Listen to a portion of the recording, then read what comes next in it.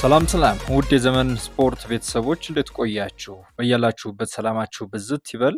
የስፖርት መረጃዎችን ይዤ ቀርብ ያለው ለቻናሉ አዲስ ከሆናችሁ ይህንን ቻናል ላይክ፣ ሼር፣ ሰብስክራይብ በማድረግ ለሌሎችም እንዲደርስ ድጋፋችሁን አሳዩኝ።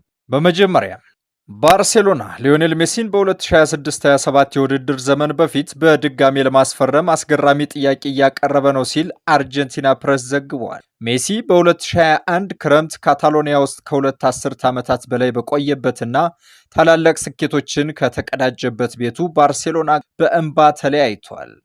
የስፔኑ ኃያል ክለብ ባርሴሎና በደረሰበት የሂሳብ አለመመጣጠን ለታላቅ ተጫዋቹ አዲስ ኮንትራት የሚውልበትን መንገድ ማግኘት ባለመቻሉ በነፃ ዝውውር ለፓሪስ ሴንት ጀርሜን መስጠቱ የማይረሳ ጉዳይ ነው። የ8 ጊዜ ባላንዶር አሸናፊ ያለፈውን አንድ ዓመት ተኩል ከኢንተር ሚያሚ ጋር በሜጀር ሊግ ሶከር ያሳለፈ ሲሆን ከአውሮፓ ውጪ ለመጀመሪያ ጊዜ በፕሮፌሽናል እግር ኳስ ግጥሚያ ወቅት ሪከርዶችን ማሳደግና ተመልካቾችንም ማስገረም ችሏል።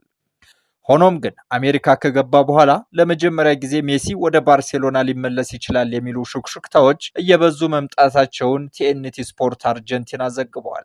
የካታሎኑ ግዙፍ ክለብ አርጀንቲናዊውን ምልክት ወደ ሰሜናዊ ስፔን ለመመለስ ብዙ ሁኔታዎችን የያዘውል ቀስ በቀስ እያዘጋጀ ነውም ተብሏል። ባርሴሎና በ2026 ክረምት ላይ ሜሲን የሚመለስበት ጊዜ በዩኤስ በጋራ ከሚካሄደው የዓለም ዋንጫ በኋላ በቀጥታ ለመመለስ እቅድም ነድፈዋል። በ2023 ኢንተር ሚያሚን ከመቀላቀሉ በፊት ወደ ልጅነት ክለቡ ለመመለስ በእርግጥም ፈልጎ የነበረ ቢሆንም ነገር ግን ምንም አይነት ስምምነት ሊፈጠር ባለመቻሉ ነው ወደ ኢንተር ሚያሚ የተዘዋወረው። ባርሴሎና ተጫዋቾችን መሸጥ ወይም የተጫዋቾችን ደሞዝ መቀነስ እንዳለበት ሰምቻለሁ እና እውነታው ግን በዚህ ውስጥ ማለፍ አልፈልግም ነበር ሲል በወቅቱ የተናገረው የዓለማችን ቁጥር 1 እግር ኳስ ተጫዋች ሊዮኔል ሜሲ በቀጣዮቹ ዓመታትም የባርሴሎና የፋይናንስ ሁኔታ ብዙም አልተሻሻለም ነበር። ከወራት በፊት ክለቡ ለዳኒ ኦልሞና ፓው ቪክቶር ጊዜያዊ ውል እንዲፈጸም ለስፔን መንግስት ይግባኝ ማለት ነበረበት። የሜሲ አሁኑ የኢንተር ሚያሚ ኮንትራት እንደ አውሮፓ አቆጣጠር በ2025 መጨረሻ ላይ የሚያበቃ ሲሆን ነገር ግን ደጋፊዎች ሊዮኔል ሜሲ አብሯቸው እንዲቀጥል ይፈልጋሉ። ያለፈው የውድድር ዘመን አሸናፊዎች አሁንም ብቃታቸውን እንደያዙ እርግጠኞች ናቸው። የኢንተር ባለቤት ጆርጅ ማስ በህዳር ወር ላይ ለጋዜጠኞች እንደተናገሩት በ2026 ኤምኤልኤስ የውድድር ዘመን ሲከፈት ሊዮኔል ሜሲ እኛ ጋር 10 ቁጥር መለያውን ለብሶ አብሮን እንደሚሆን እጠብቃለሁ ሲል ተናግሯል። የአርሰናሉ የመሃል ተከላካይ ገብርኤል ማግሃሌሽ የሳውዲ ፕሮ ሊግ የገንዘብ ቦርሳው አልናስር የዝውውር ኢላማ መሆኑ ተዘግቧል። የ27 ዓመቱ ተጫዋች ልክ እንደ የቡድን አጋሮቹ ዊሊያም ሳሊባ እና ቡካዮ ሳካ አሁን ባለው ውል ከ2 ዓመት ያላነሰ የቀረው ሲሆን ከዓለም ምርጥ የመሃል ተከላካዮች አንዱ የሆነው ማግሃሌሽ የዝውውር ሂሳቡ ከሌላ አስደናቂ የፕሪሚየር ሊግ ዓመት በኋላ መጨመሩን ቀጥሏል። ከ2004 ጀምሮ አርሰናል የመጀመሪያውን የፕሪሚየር ሊግ ዋንጫ ለማንሳት ያደረገው ጥረት ጥያቄ ላይ ቢሆንም ነገር ግን በሻምፒየንስ ሊግ በጥሎ ማለፍ ፒኤስቪ አይንድሆቨንን በድምር ውጤት 9-3 በማሸነፍ ሩብ ፍጻሜውን መቀላቀሉ ይታወቃል። አርሰናል በአውሮፓ እያሳየ ያለው አበረታች እንቅስቃሴ ከፕሪሚየር ሊጉ ብቃት ጋር ተዳምሮ ገብርኤል የረጅም ጊዜ ህይወቱ አሁንም በሰሜን ለንደን እንዳለ ሊያሳምን ይችላል። ነገር ግን እሱን የማቆየት ተስፋ በአልናስር ፍላጎት ሊቀለበስ ይችላል።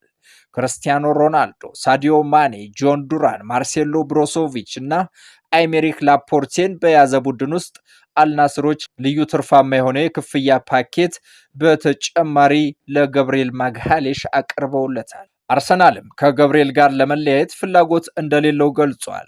ውል ማፍረሻ ከ100 ሚሊዮን ዩሮ በላይ የሚጠይቅ ሲሆን የክለቡ ምርጫ ግን ብራዚላዊውን አዲስ ኮንትራት ማስፈረም ነው። ይህ ሐሳብ በቢቢሲ ስፖርትም የተደገፈ ሐሳብ ያደርገዋል። እሱም በአዲስ ውሎች ላይ ንግግሮች ቀድሞውኑ ተካሂደዋል። ነገር ግን አልናስር ለገብርኤል ማግሃሌሽ ዓመታዊ ደሞዝ ወደ 20 ሚሊዮን ዩሮ ለመክፈል ፈቃደኛ መሆኑን ያሳያል። ይህ ገንዘብም በአሁኑ ጊዜ በአርሰናል እያገኘው ካለው በ3 እጥፍ የሚጨምር ሲሆን ተጨማሪ ጉርሻም እንደሚያቀርቡለት ይጠበቃል። በሳሊባ ዝውውር የሪያል ማድሪድ ፍላጎት እየጨመረ በሄደበት ጊዜ ገብርኤል ማግሃሌሽን ማጣት ለአርሰናል መራራ ጉዳት ያደርገዋል። ፈረንሳዊው በአደባባይ ለአርሰናል ቃል ገብቷል። ከክለቡ ጋር ብዙ ዋንጫዎችን የመውሰድና ታሪክ ለመስራት ፍላጎት እንዳለውም ተናግሯል። ነገር ግን ለ15ኛ ጊዜ ሻምፒየንስ ሊግ አሸናፊ ከሆነ ክለብ ጋር የመጫወት እድል ሲገኝ ማንኛውም ተጫዋች መግፋት አይችልም። በሌላ ጉዳይ ቶማስ ፓርቴ እና ጆርጂኒሆም ውላቸው በመጠናቀቁ በዚህ ክረምት አርሰናልን ይለቃሉ ተብሎ ይጠበቃል። የሚኬል አርቴታ ቡድን በፕሪሚየር ሊጉ የደረጃ ሰንጠረዥ አናት ላይ ፈታኝ ሆኖ እንዲቆይ ለማድረግም ብዙ ገቢዎች ሊያስፈልግ እንደሚችል እየተዘገበ ይገኛል። ማንቸስተር ዩናይትድ ይህን ዓለም አቀፍ እረፍት ተጠቅሞ የሊያም ዴላፕ እና የዩጎ ኤኬኬን የዝውውር መረጃ እንደሚሰበስብ ይጠበቃል። ዩናይትዶች ከአሳዛኝ የውድድር ዘመን በኋላ መሻሻልን ይፈልጋሉ። እናም የፊት ለፊት ክፍልን ለመመልመል እንዳሰቡ ታውቋል። ሩበን አሞሪም ጆሹዋ ዚርክዜን እንደ የአጥቂ አማካይ ለመጠቀም የበለጠ የተዘጋጀ ይመስላል። ይህም ቀደም ሲል ቁጥር 9 ሆኖ ከታገለ በኋላ የኔዘርላንዳዊውን አቅም ለማወቅም አስችሏል። ምንም እንኳን የ17 ዓመቱ የአገሩ ልጅ ቺዶ ኦቢ ማርቲን እድገት ተስፋ ቢሰጥም ነገር ግን ራስሙስ ሆይሉንድን በሲኒየር ቡድን ውስጥ ብቸኛው እውነተኛ አጥቂ አድርጎ ይተዋል ተብሎ ይጠበቃል። ዩናይትዶች ያልተጠናቀቁትንና የረጅም ጊዜ እድገት አቅም ያላቸውን አማራጮች በመፈለግ አርብ ምሽት በእንግሊዝና በፈረንሳይ መካከል በሚደረገው ከ21 ዓመት በታች የኢንተርናሽናል ጨዋታ ክለቡ የስካውቲንግ አይን እንደሚልክ ዴይሊ ሜል ዘግቧል። ሊመለከቷቸው የሚፈልጓቸው ተጫዋቾች ሊያም ዴላፕ እና ሁጎ ኤኬኬ ናቸው። ዴላፕ በዚህ ሲዘን 10 የፕሪሚየር ሊግ ግቦችን አስቆጥሯል። ይህም በዩናይትድ ቤት ከማንም በላይ ሲያደርገው ከክለቡ ኢፕስዊች ታውን ውጤት ጋር ሲተያይ ከሲሶ በላይ ነው። ነገር ግን ቸልሲዎች እድገቱንና አቅሙን እንደሚከታተሉት እየተነገረ ነው። የ22 ዓመቱ ጎበዝ የቀድሞ የፕሪሚየር ሊግ አማካይ የሮሪ ዴላፕ ልጅ ከዚህ ቀደም ከ16 ዓመቱ ጀምሮ በማንቸስተር ሲቲ ቤት የነበረ ሲሆን ባለፈው ክረምት ኢፕስዊችን በ15 ሚሊዮን ፓውንድ ተቀላቅሏል። ምንም እንኳን በዚህ የበጋ ከ21 ዓመት በታች የአውሮፓ ሻምፒዮን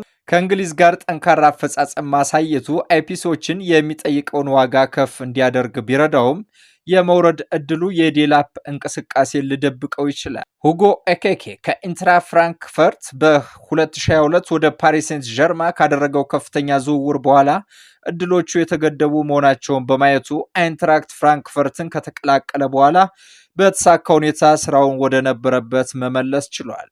በበርንማውዝ የሚጫወተው የመሃል ተከላካይ ዲን ሃይጅሰን ከሪያል ማድሪድ ጋር መገናኘቱ ክብሩን እንደጨመረለት እየተናገረ ይገኛል። የአምስተርዳም ተወላጅ ተከላካይ የመጀመሪያ ውድድር ዘመን ሽልማት አግኝቷል።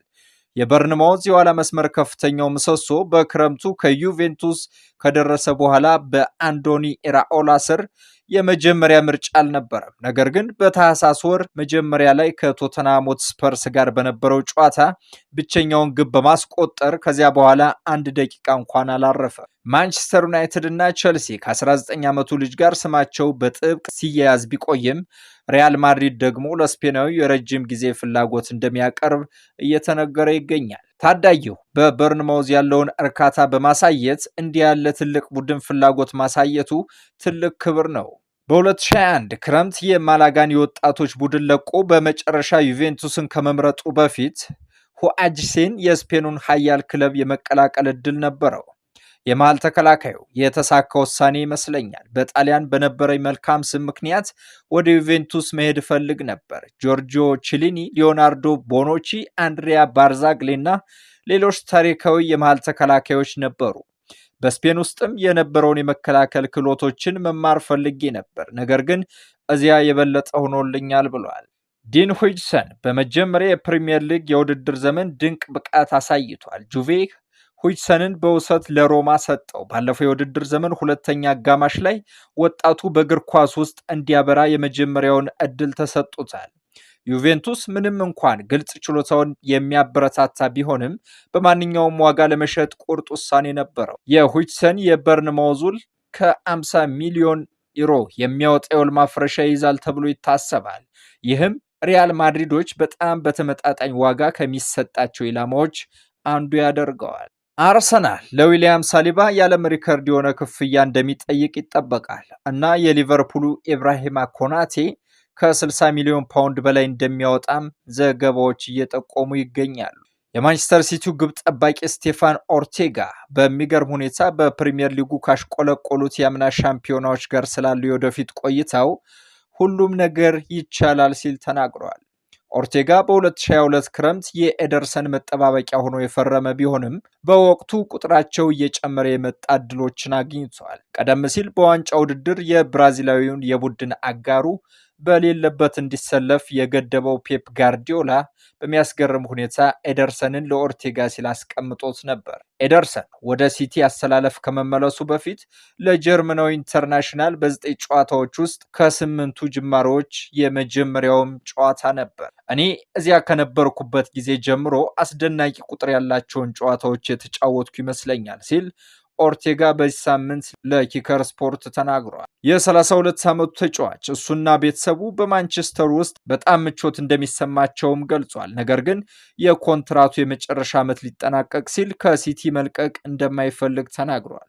በበጋው ምን እንደሚሆን ገና መናገር አልችልም ሲል ኦርቴጋ ተናግሯል። ሁሉም ነገር ይቻላል። የእግር ኳስ ዓለምን እናውቃለን። አንዳንድ ጊዜ ነገሮች በፍጥነት ይንቀሳቀሳሉ። ጋርዲዮላ በዚህ የውድድር ዘመን በኤደርሰን ላይ ያለው እምነት በግልጽ ተቀዛቅዟል። ነገር ግን ኦርቴጋ ያሰልጣኙን ያልተበረዘ እምነት እንደሌለው በግልጽ አስቀምጧል። ማንቸስተር ሲቲም በቅርቡ ከአዲስ ምልምሎች ጋር በጊዜያዊነት ተገናኝቷል። 3 የሴሪያ ግብ ጠባቂዎች ማለትም የፓርማው ጽዮን ሱዙጊ፣ የቶሪኖ ቫንጃ ሚሊንኮቪች ሳቪች እና የዩቬንቱሱ ቁጥር 1 ሚሼል ዲጎርጎሪዮ ናቸው። በዚህ ክረምት የሲቲ እጩዎች ዝርዝር ውስጥ እንደሚገኙም ተናግሯል። ሱዙኪ በተለይ ተፈላጊ ተጫዋች ነው።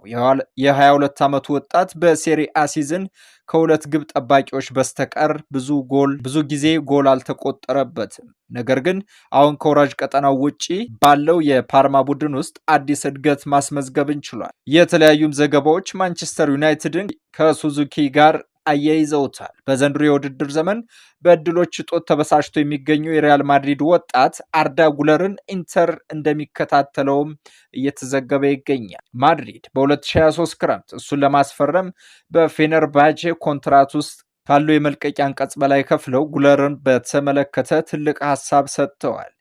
የጉለር ቋሚ ዕድል በኮፓ ዴል ሬይ የመጣ ሲሆን በዚህ ዓመት በላሊጋ 69 ደቂቃ ብቻ ተሰጥቶትም ነበር። በተለምዶ ጥቅም ላይ ያልዋለ ቅያሪም ሆኖ ተጫውቷል። ኢንተር በዝውውር ገበያው ውስጥ ያለውን እድል እንዲገነዘብ ያደረገም ይመስላል። ዴሎ ስፖርት እንደጻፈው ኢንተር ጉለርን በተመለከተ የመጀመሪያውን እንቅስቃሴ እንዳደረገ ከተወካዮቹ ጋር ግንኙነት በመፍጠር ወደ ሳንሲሮ ለመውሰድ ያለውን ፍላጎት ገምግሟል። ተጫዋቹ በማድሪድ የ2024/25 እንዳይደገም በመፈለጉ መልሱ አዎንታዊ